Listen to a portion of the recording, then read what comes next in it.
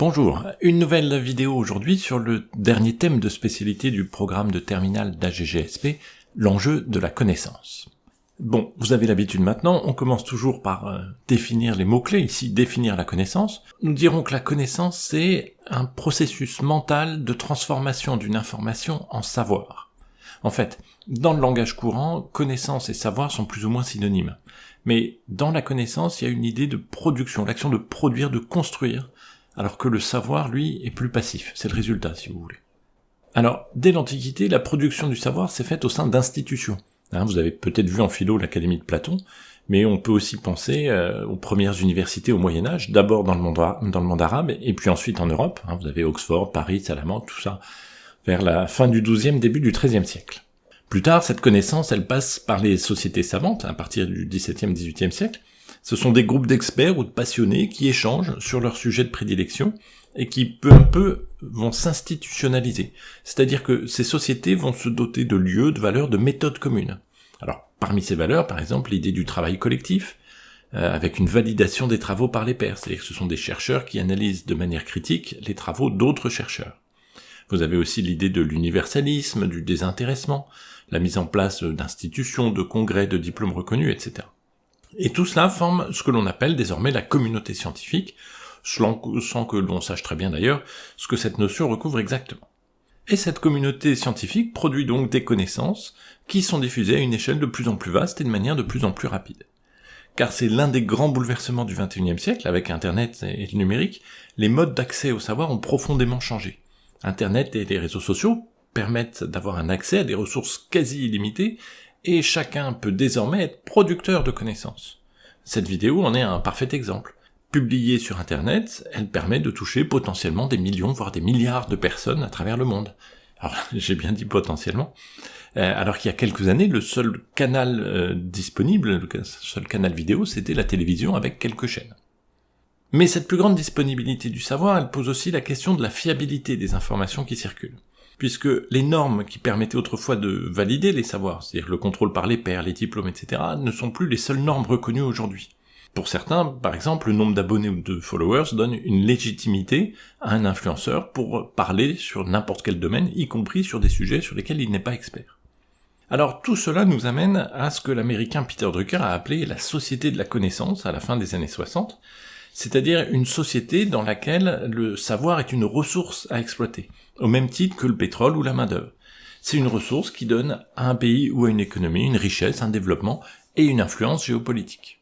Et d'ailleurs, en 2000, dans sa stratégie de Lisbonne, le Conseil européen voulait créer une Europe de la connaissance. Cette société de la connaissance, elle est parfois associée à l'idée de partage des savoirs, des innovations, de coopération internationale. On peut penser à l'exemple de Wikipédia, on y reviendra, qui est co-construite par l'ensemble des contributeurs de la planète. Mais cette société peut aussi être source de compétitivité, on l'a vu avec les vaccins, où la recherche de la rentabilité ou de l'influence géopolitique peut parfois prendre le pas sur des principes éthiques. Et c'est une des limites finalement de cette société de la connaissance, c'est qu'elle est porteuse d'inégalités.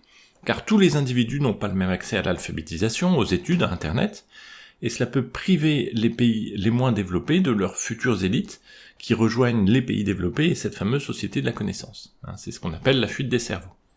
Donc, au final, il y a plusieurs enjeux dans ce thème. Le premier, c'est celui de la production et de la diffusion des connaissances. Pour produire des connaissances, il faut déjà être alphabétisé.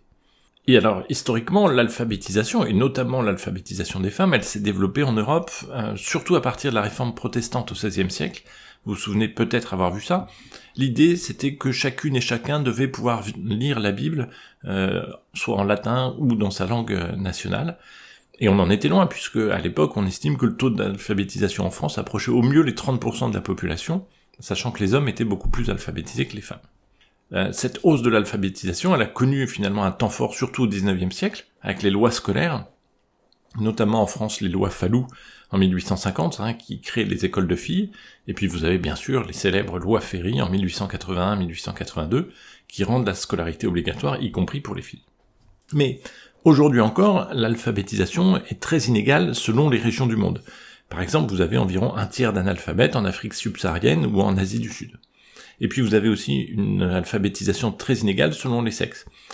Même si à l'échelle globale, la proportion de personnes analphabètes dans le monde a été divisée par 3 depuis 1950, eh bien aujourd'hui les 2/3 des analphabètes dans le monde sont des femmes. Pour des raisons alors soit religieuses, socio-culturelles, économiques, etc.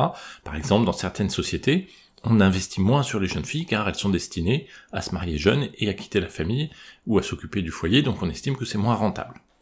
L'autre aspect de la production de la connaissance, c'est qu'elle est le fruit des recherches et des échanges des hommes et des femmes. C'est ce que montre l'exemple de la question de la radioactivité dans la première moitié du XXe siècle. Alors, la radioactivité a été découverte par Henri Becquerel en 1896, un peu par hasard, mais c'est une femme, Marie Curie, une franco-polonaise, qui va lui donner son nom et qui va approfondir les recherches avec son époux, Pierre Curie. Cela vaudra à tous les trois, Henri Becquerel, Pierre et Marie Curie, le prix Nobel de physique en 1903. Et ça incarne bien cet esprit de communauté scientifique dont on a déjà parlé, puisque Pierre et Marie Curie refusent de faire breveter leurs découvertes, ils communiquent les détails de leurs recherches, participent à des congrès avec d'autres scientifiques, comme lors des fameuses conférences Solvay, avec toujours un seul but, coopérer et faire avancer la science. C'est dans ce même esprit que pendant la Première Guerre mondiale, Marie Curie fait équiper des voitures de radiologie, les fameuses petites Curie, qui se déplacent sur le front pour aider à soigner les soldats. Alors dans l'entre-deux-guerres, la radioactivité continue de passionner les chercheurs, elle incarne aux yeux du grand public la modernité, le progrès, dans le domaine médical avec la radiothérapie par exemple, ou dans d'autres domaines plus inattendus, comme vous le voyez sur cette publicité, vantant les sous-vêtements radioactifs. Il faudra attendre un peu avant que les dangers de la radioactivité soient bien identifiés. Plus tard, c'est encore une femme, Irène Joliot-Curie, la fille de Pierre et Marie Curie, qui va faire avancer la recherche en découvrant, avec son mari, Frédéric Joliot-Curie, la radioactivité artificielle. Mais la question de la radioactivité, elle montre aussi que les découvertes scientifiques peuvent avoir d'autres usages, en l'occurrence, évidemment ici, la fabrication de la bombe atomique, qui est l'aboutissement du projet Manhattan, dans lequel collaborent scientifiques et militaires, sous l'autorité du gouvernement américain, jusqu'au bombardement d'Hiroshima et Nagasaki en août 1945. Donc, on voit bien que la question de la radioactivité, elle montre l'importance des échanges et des complémentarités au sein de la communauté scientifique, mais elle montre aussi comment la production de connaissances peut être utilisée à des fins militaires et politiques, ici avec l'arme atomique.